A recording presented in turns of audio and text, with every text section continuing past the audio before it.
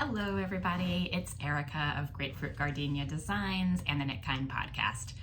I have thought about popping in here many times over the past few weeks and doing a recording. And for various reasons, life, thoughts, unsure in some cases, what to say or how to say it, I didn't. So today I am popping in to catch up with you all because I have an unexpected little pocket of maybe a half an hour or 40 minutes that I can try to make this recording, catch up, and get some momentum back for our Knit Kind community. So I thought that number one, let's just put it out there, let's just remember to all be kind to each other. And let's do that through knitting. So let's catch up. I have a few finished objects to show you. I am wearing one. If you've watched, you know I have been working on this on and off for a long time because I did it in between a number of my own designs and smaller projects. And I'm so excited to finally have it. So let me show you. I will stand up and show you the length. This is my Fog Cutter by Thea Colman, Baby Cocktails. It is done in the O wool, but not the balance. It was originally designed in the balance, which was half, I think, 50% cotton, 50% wool. It was certainly a blend. And I actually would have loved to have done it in that, but by the time I got the yarn, it was already being discontinued, and I did want to try the O wool, and I had an opportunity to buy the version that's 100% wool, and it feels amazing. So either way, I'm glad I got to try that before it was sadly discontinued. But also, this wasn't even the first color I selected, so I think things happen for a reason in a lot of aspects of our life, and I keep reminding myself of that daily. And so I ended up with this color, I don't know if it was called Blush, because now, of course, that is the one thing I didn't have with me, but it's certainly in my Ravelry projects. And it's just the prettiest, like, light ballet pink color. It is a sweater that's knitted flat from the bottom up. And the sleeves are also intended to be knit flat, but I actually did those in the round because I didn't know how long I wanted to make the sleeves. I was thinking I might want to do 3/4 sleeves, and I ended up doing bracelet length, so you can see my arm out there. But that was the primary reason I did not want to knit them bottom up, and it worked out. And I love how it fits. I love how it feels. I love a boat neck, so this is nice for me. It's cabled on the front. The base is reverse stockinette. Some people have knitted it in plain stockinette if you prefer that. It is seamed on the sides. There's a split hem, just some nice details. My seaming, I knitted it over a year, so let's say my gauge might have tweaked a little bit. I could still fudge it and say it's all on gauge, but it works for me. And I did the math that I needed to do. I think I made the armhole here a little bit deeper, the circumference here also a little bit larger. And I just love wearing it. It's my first day wearing it today. I blocked the front and back before I seamed it. And then I knitted the arms, not only in the round, but this was actually the first time, just for the heck of it, I tried knitting them inside out because they are the reverse stockinette. And I actually don't mind purling. Sometimes I like it. Sometimes I do it and wonder why many of us say that we don't like doing it, because sometimes I think I'm faster at purling. But mostly out of curiosity to try something new, which I always like to push myself a little bit and try something new, especially if it might relate to teaching someone else.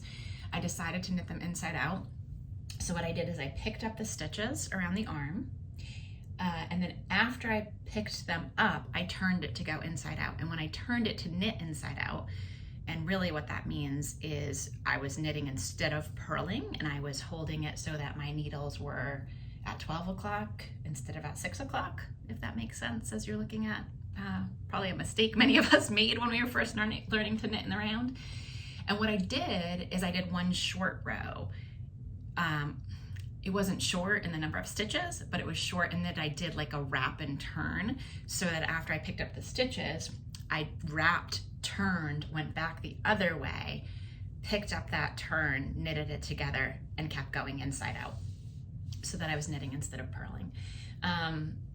I kind of wanted to see how it was going to affect my gauge, my row gauge. A lot of times the smaller circumference knitting we've talked about, You might want to go up a needle size because when we're doing smaller circumference, it tends to, for many of us, be a tighter knit. So I played around, I used a different needle size. It's all in my Ravelry project. Knitty Elf 40 is where you can find my Ravelry projects. And that's also linked to my Erika Field design store, Ravelry store, where I have my independently published designs as well. So join me over on Ravelry, friend me, follow me, like my personal projects that are not my patterns, as well as my patterns if you like them. I'd love to have you favorite them, knit them if you want, and so on. So I wanted to say something else about, oh, right. Like and subscribe. I think we're still supposed to say that to people. I know everybody keeps changing the rules on us, which is not, the rules keep changing. They're not doing it to us personally, right? But when you think about Instagram and they're getting rid of hashtags, and I know everyone's worked up about that, and there's certainly things about that I'm off the top of my head finding frustrating, but I'm sure there's going to be other things and other ways things work, and we'll all continue to adapt and evolve, and life won't end because there's no longer hashtags. But I do hope there's a way for me to put out test calls, because I've found some wonderful people through Instagram for things like test calls and patterns and just connecting. So looking forward to that next chapter and finding out what it is. Okay, so like, subscribe, help other knitters find us. Why do I knit other people's patterns? Let's just chat about that for a second. Number one, I love my patterns, but it's a totally different experience when I'm knitting someone else's pattern and knitting my own. And a lot of times I will choose patterns that are something that maybe wouldn't be my go-to design right away, or maybe would be, and I want to aspirationally learn about different ways people do techniques. I want to find things that I like and things that I would like to do differently. I want to find tips and tricks and just how someone did shaping, or how they decided to size something to be size inclusive that might be different from something I'm already doing or thinking about, or it might make me think one step differently about how to do it. I also haven't really talked much about it, but one of the things I've learned as a pattern designer, and particularly getting into garments now, is why we make some of the choices we make as designers in our patterns. And I think that is a really interesting conversation that a certain number of people might be curious to hear more about, and a certain number of people might want nothing to do with. But you know, when you're writing a pattern, one of the things I find interesting is you might do it a certain way if you're following something where you're making a custom piece just for yourself. But you try to size that from, say, for adults, a 28-inch bust to a 70-inch bust, and you might want to do it for different segments. You might want to do it differently. But when you're writing a pattern, you also want to make the pattern user-friendly. So I like seeing what other people do and thinking about that and putting it in the context of my own designs. So Fog Cutter, Thea Colman, this is my latest off the needles. I've under a year. It didn't take a whole year to finish it, but I think I cast it on right after Thanksgiving last year. So pretty much a whole year, and it was a really nice thing to come back to in between my other projects. And now I have this beautiful sweater that's going to be a really nice, I think, 3-season sweater because of the shorter length sleeves, because of the boat neck, because of some open work here around the cables and the lacy type holes in the cables. So it's really nice. Love it. Wearing it. Hope you get to discover something new. Other finished objects that I have, I will forget because this one's behind me, so let me show you this one next. This is my Artus Shawl. It's been done for a while now. I did this in the Sunday Morning DK by Sonder yarn, and it is as delicious as everyone who talks about it says that it is. I picked it up at my local yarn shop, or one of my local yarn shops, the Unruly Stitch in Weston, Massachusetts. They did a knit along last year, and I wanted to be part of the knit along, but I knew I wouldn't finish it on the same timeline because, again, I was just doing my own designs, doing different things. But I picked up this color palette knowing it would be spectacular for fall.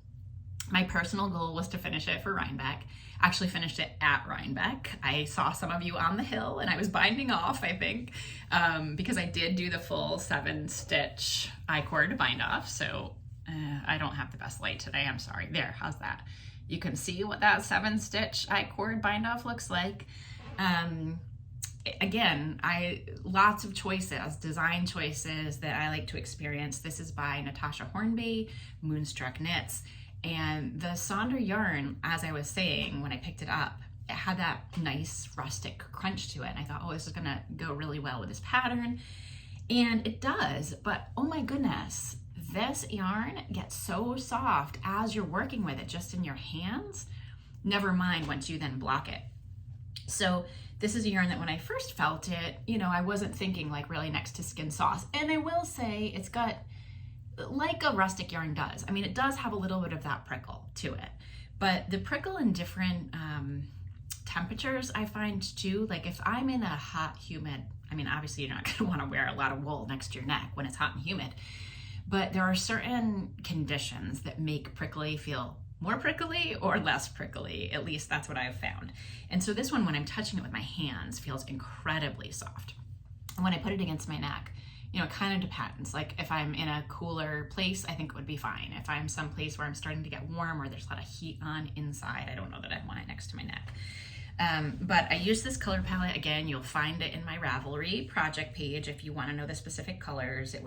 I can tell you some of them off the top of my head, but probably not all of them. I know it was Full English is this kind of browny, there's a certain shade of this brown that I can't really think of, but it's, you know, it's a unique brown, whereas I'm usually more drawn to like this espresso type or chocolatey brown. So, you know, they complement each other beautifully though. And this one, Anu, who's the owner of the yarn shop, when I was holding them up to my face saying, which one should I make the main color that's gonna be up here, she complimented me. So Anu, if you're watching this, I remember you said this went well with my eyes. I know you can't really see my eyes in this video, but I did certainly think about that, and I absolutely love it. And I love using colors that are a little bit different for me.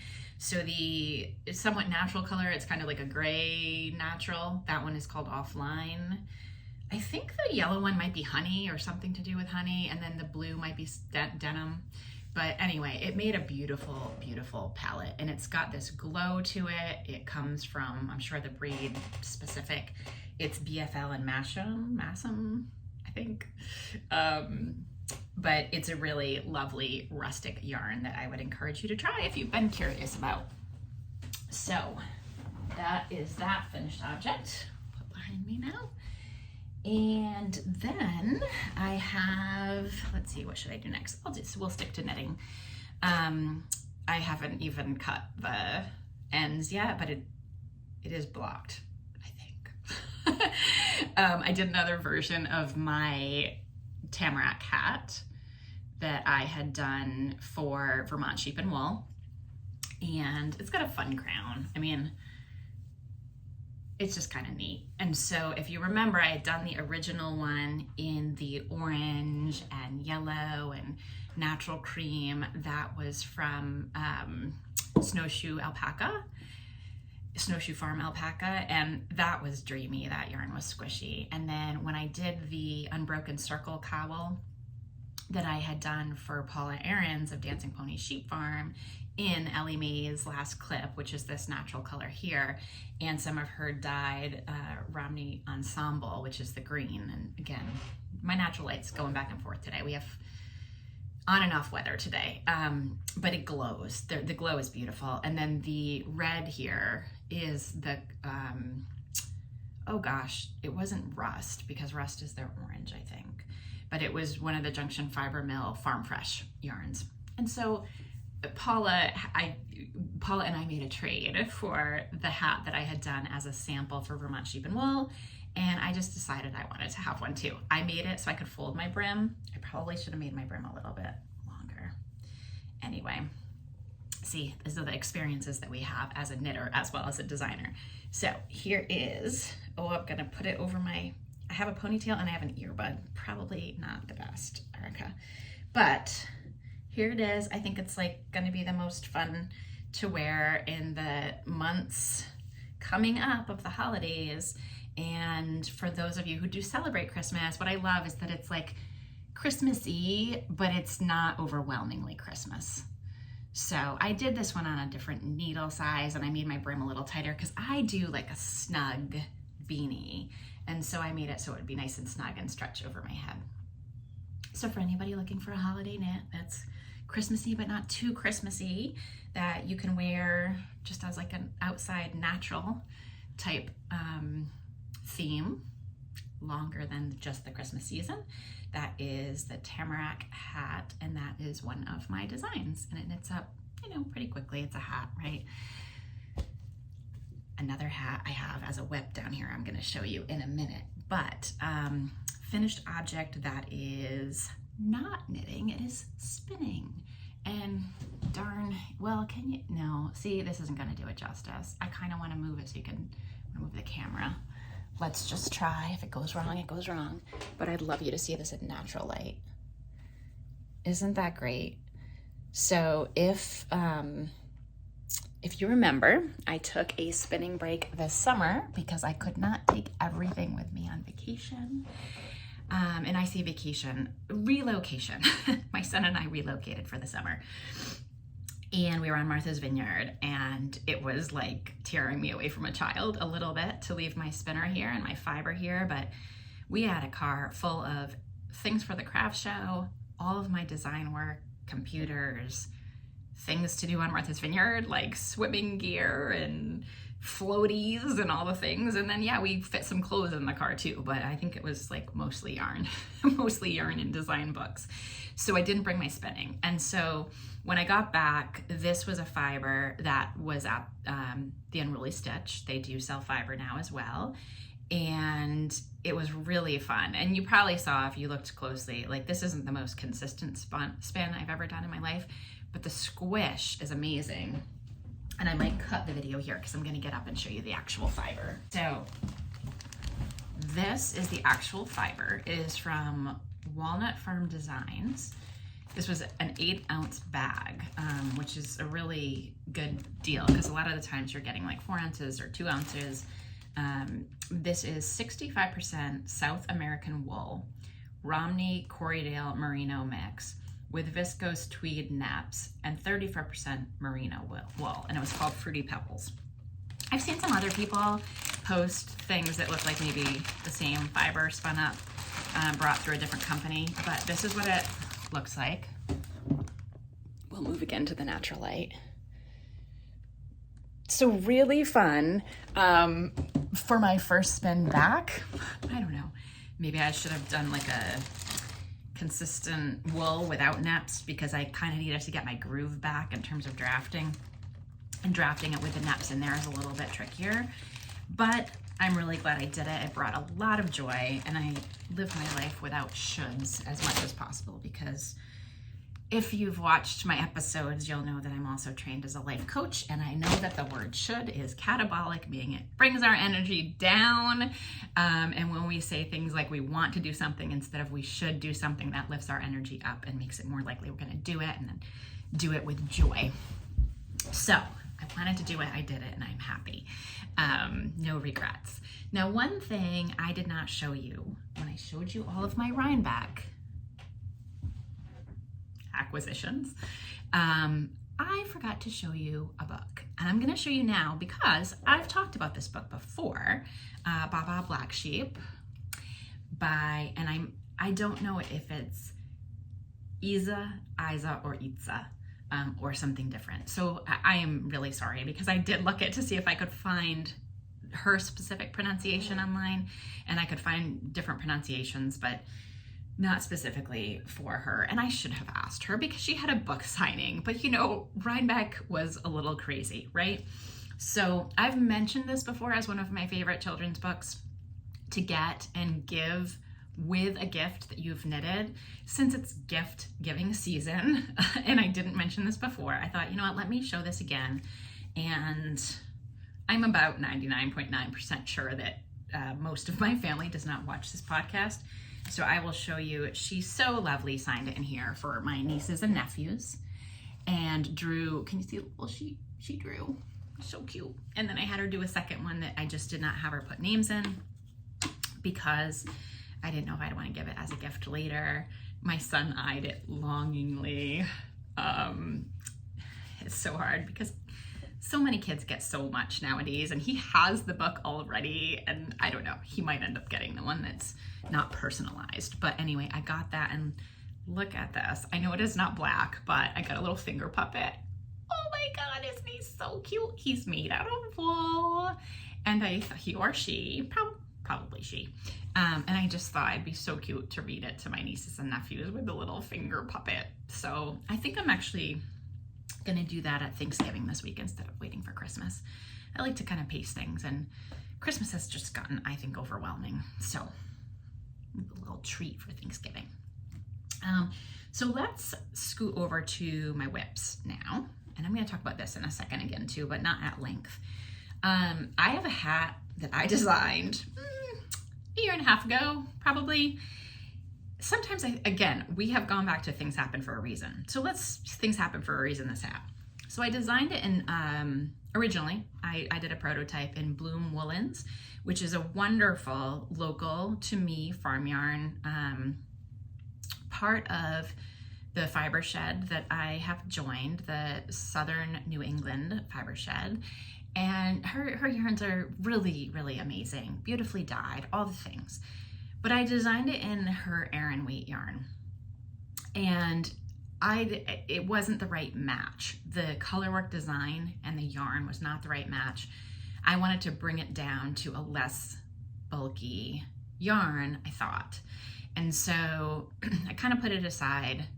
Then I did it in Jagger spun yarn out of Maine, and it was a great match, and it was worsted, and it just worked better with the colorwork pattern that I had done. And so I was going to publish it in that, and then found out Jagger spun was closing. So even though I could have still published the design in that, I thought, well, that doesn't really make sense. I'm going to table it again. And I had already gone through test knitting at that point, and there were a couple things with the test knit that I thought I might want to tweak. And so I just was saying to myself, it's not ready, it's not the right time. Well, sometime this fall, September maybe, I started a sample of it again, and I said, just figure out if you even want to publish it. Maybe it's just going to be one of those ones that you don't even end up publishing. And I started it in a Green Mountain Spinnery yarn called Weekend Wool that I love, that I've talked about before on this podcast, that I knitted sweaters both for my son and myself, colorwork sweaters. And I thought, let me try that one. And this one is a worsted to an Aran weight. So it was sort of between the Jagger spun and the Bloom Woolen. And I am falling in love with it. I am really, really happy with the way that it's knitting up in Weekend Wool. So I think I am gonna publish this design. I think I have some ideas about how and when and why, but this is one of my current WIPs. And it is light as a feather in Weekend Wool because it is woolen spun. And it's just great for color work and the way that it fills in the pattern. And what I like about this is that this is going to be a pattern that is a little bit maybe of a challenge for some people, and also one that I think could just be a fun exercise in how colors play together.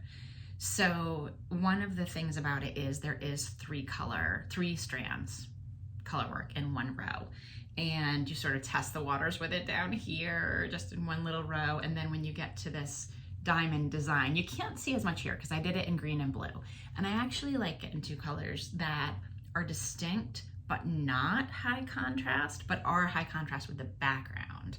And part of that is just the way that they play together, and you're sort of getting to experiment with these three colors because there's multiple things going on. There's color dominance, like we think of the lowest float being the dominant color because of the size of the stitch it creates. And then there's a lot going on with color dominance because of hue and the way that, particularly in the bottom, it might be that the color you're holding with the lowest float does not look like the dominant color, and that has, can have more. It has in my samples, and I think every one of my samples, it has had more to do with the actual hue and the color dominance in that way. So it's been fun to work up another sample. I have one more thing I might tweak about the pattern and do yet one more sample before I release it, but we'll see. I just have some ideas. So that is a design in progress. And I have one other knitting work in progress, which is really not all that exciting, but I'm gonna show it to you anyway because it's a sock. And I am not a big sock knitter, as you may or may not know, but I did the cuff. I held double. It's not, I think it's an alpaca. I don't think it's a mohair.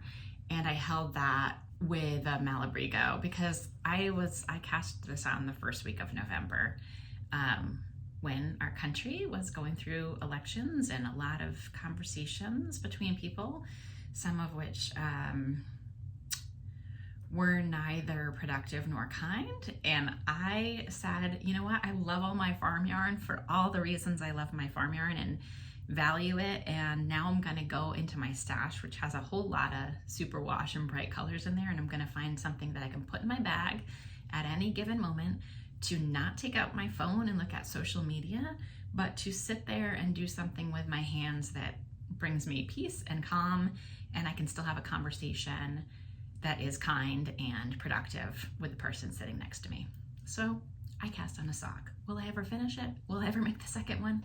I don't know. I can't promise you that, but I love it. I'm carrying it around with me, and I'm carrying it in this adorable little ice-dyed bag that is from Heather Best of So Happy Jane Yarn.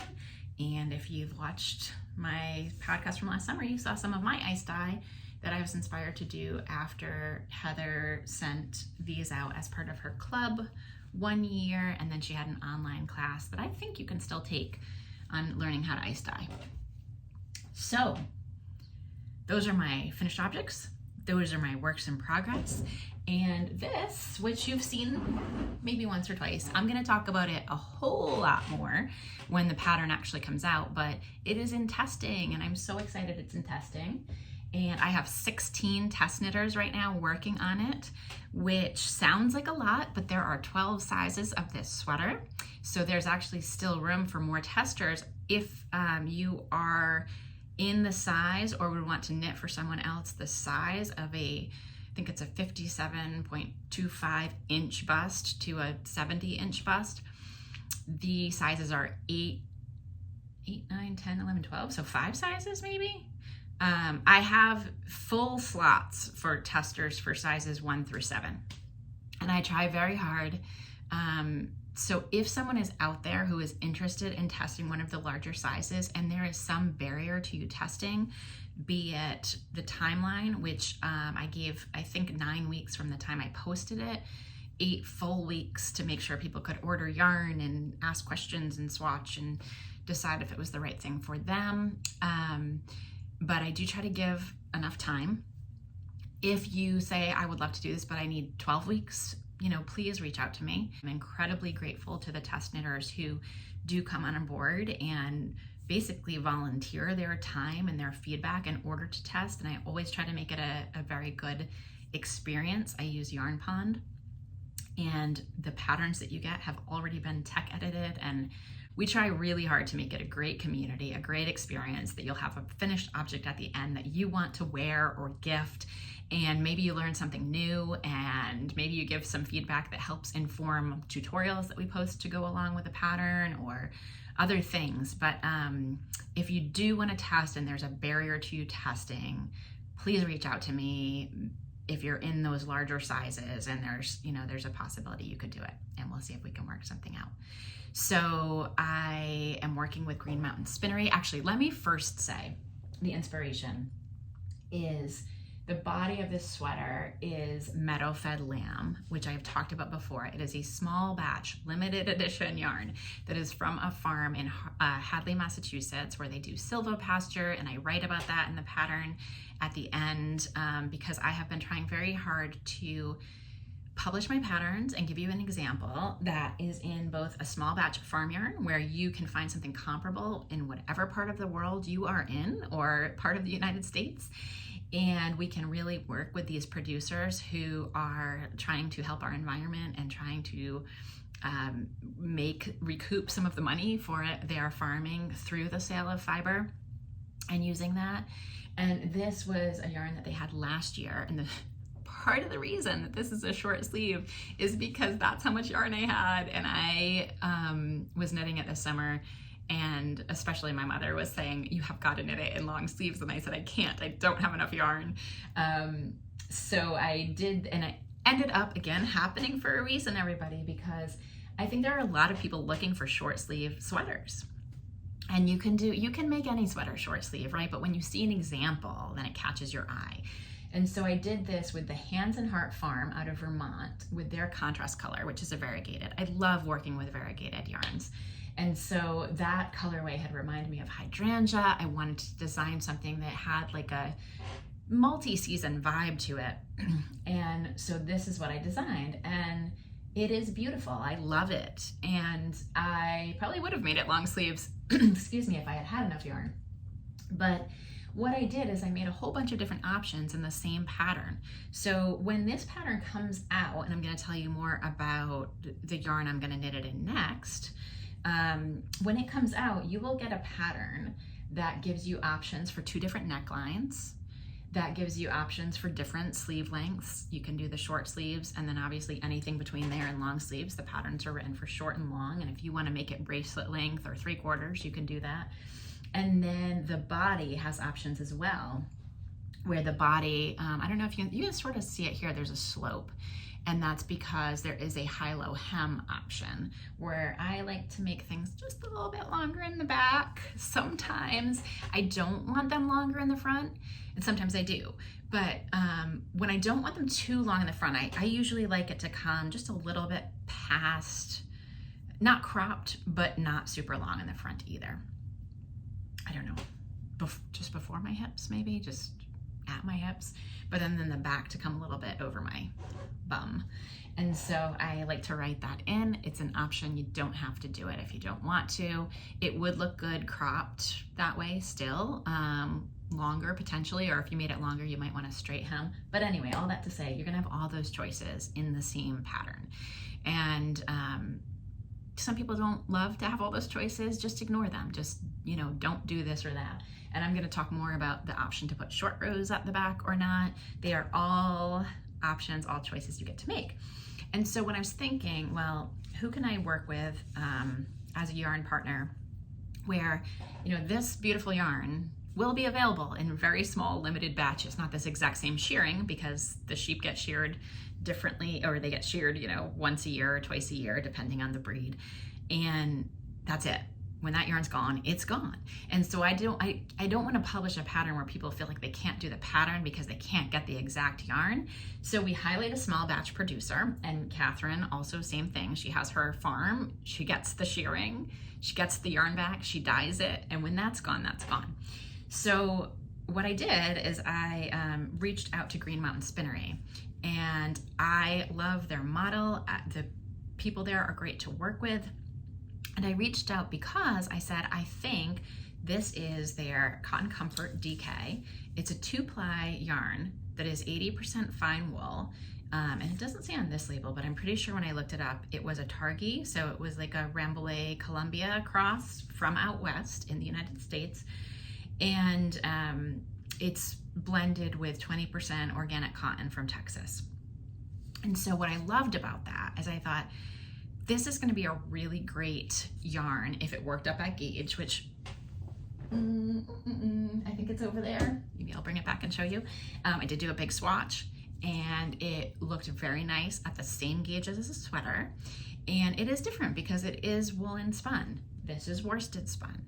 But I think it's going to make a gorgeous long sleeve or short sleeve version of this sweater. It's soft as all can be, in my opinion. I know this is very personal, but I think it is so soft. It comes in a beautiful color palette, and so they have a mint green that, it's really great too. And oh, well, that's what I can show you, right? So what I did is I got this beautiful, beautiful silver that I had swatched to make my next sample. I think it's very versatile, and I think that a lot of people will enjoy seeing that as an example, and then from there we'll be able to imagine their own color palette for it. And so that's why I did ultimately go with that one. But what I want to show you is this full color card. Try to get some natural color on it. Can you see here? So all of these light colors here, if you want to do the body in a light color, there are, you know, there's this winter beach that's sort of a little bit on the more on like the brown tan side, the silver that I already showed you, an unbleached white, a very light yellow, the mint green, and so on and so forth. And if you want to do it in a bolder or brighter color, that's here too. Or if you're not a big fan of variegated, or you want to do your whole sweater in the same yarn because you like how that looks better, you could pair one of these lighter ones with one of these darker ones. And because of the little flecks in them, it is not a variegated yarn. But it also, some of the colors, like there's actually one called Peony, which I think is kind of neat because it's a flower, and it's one of the flowers I imagined when I was imagining.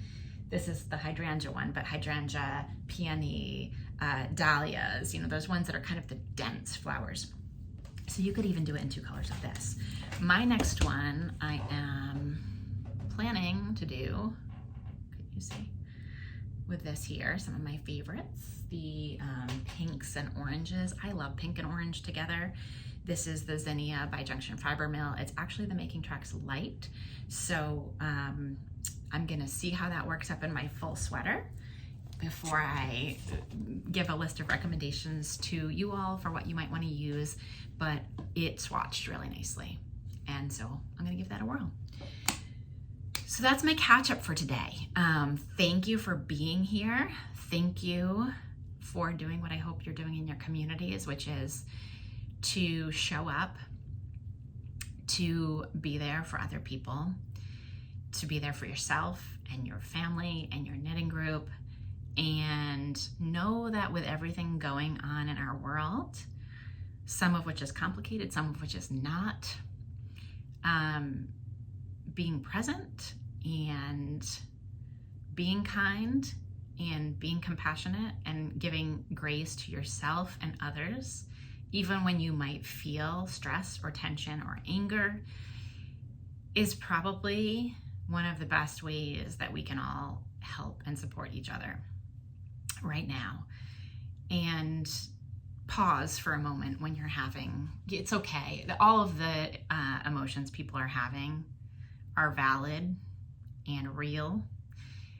And I just hope that you will continue to knit kindly, live kindly, and help make our crazy, sometimes stressful world a better place to live in by being here. So thanks for being here with me, and I hope to see you online or in the real world soon. Bye, everybody.